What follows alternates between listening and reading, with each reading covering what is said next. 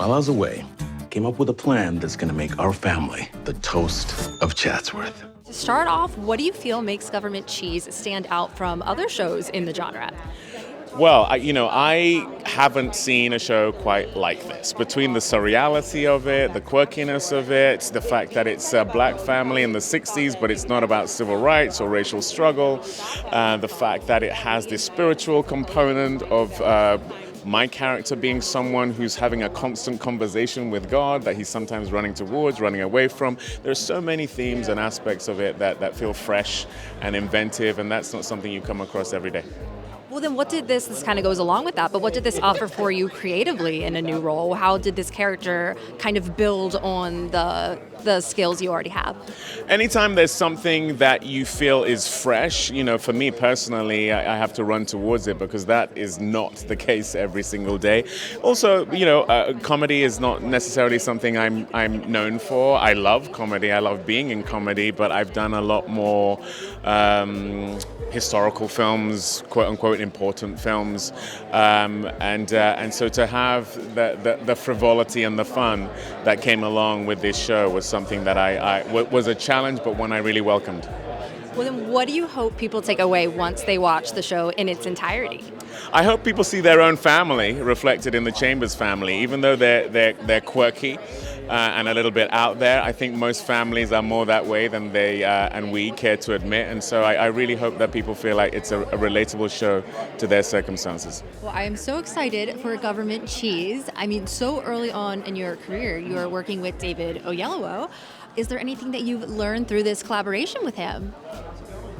No, lots of things. I think his attention to detail was really motivating, and I think it put me into another gear to want to get on that level in a way. I think his care for the project really just wanted me to be better, in any way I could. You know what I mean? I think when you work with these types of actors, you want to level up and you want to, but I think working with them elevates you as well, just being in the same scenes as them. So I felt like I was just soaking up as much as I could. Yeah, it was cool. Well, is there anything you can share about your character in the show and the role that he plays? Yeah, so yeah, he's I think he's just out of high school, or just graduating, or just out of high school, and he loves pole vaulting. He's probably not the best at it. Probably not even that good, but he thinks he's going to be the world champion, and nobody's going to tell him otherwise, and I think that's pretty fun and inspiring, so yeah. Well, lastly, what do you hope people take away from this after they see the series? Yeah, well, so I feel like the main theme of the show is you're choosing not to settle with what's been given to you. You're making lemonade out of lemons, and I think it's inspiring to see people not settling for that in this show, and I think viewers will be inspired by that and choose to not settle for things in their own lives and choose to go further. So, well, obviously this show deals with life after incarceration, which can be a pretty heavy topic. What can you share about the way it approaches it from a comedic standpoint? It's honest. It's honest in its ability to depict what it's like for some folk who come out of the bin, who find themselves freed. The rates of recidivism and also of people who just are destroyed by the criminally unjust criminal system are alarming, and we all know that. There are some people, though, believe it or not, who come out of jail inspired to do something with what's left of their life, who come out of it with, unparalleled ambition. I've met these people. I've known these people. There are people who come out of jail, and not only do they get their act together, they go on to do incredible things. And that's never really represented on film, but I know it's true because I know people like that.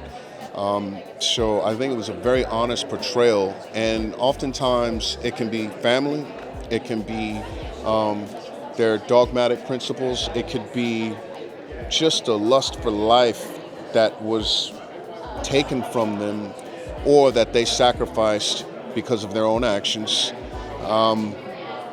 And they want to do better. And I've seen people turn their lives around in remarkable fashion. And it's nice to see this depicted on screen. What do you feel makes the show stand out from other series in this genre? I think that our show is about a family, but it shows the quirkiness and the idiosyncrasies of specifically black people that I don't think have been highlighted as much in the media. And it's set in the 60s, of course, so there are a lot of lush colors and vibrant aesthetics that make it stand on its own as well. Well, what can you share about your character and the role that he plays? I play Harrison Chambers. He's the youngest son of Hampton and Astoria. And he's very intelligent, but yet cynical. He's definitely the cynic of the family. And he has a hard exterior, but I think the beautiful thing is that as the story develops, as the season goes on, you'll get to see him soften, and we'll get to see different elements and layers of him. Are you in trouble? Oh, you need money? Yes.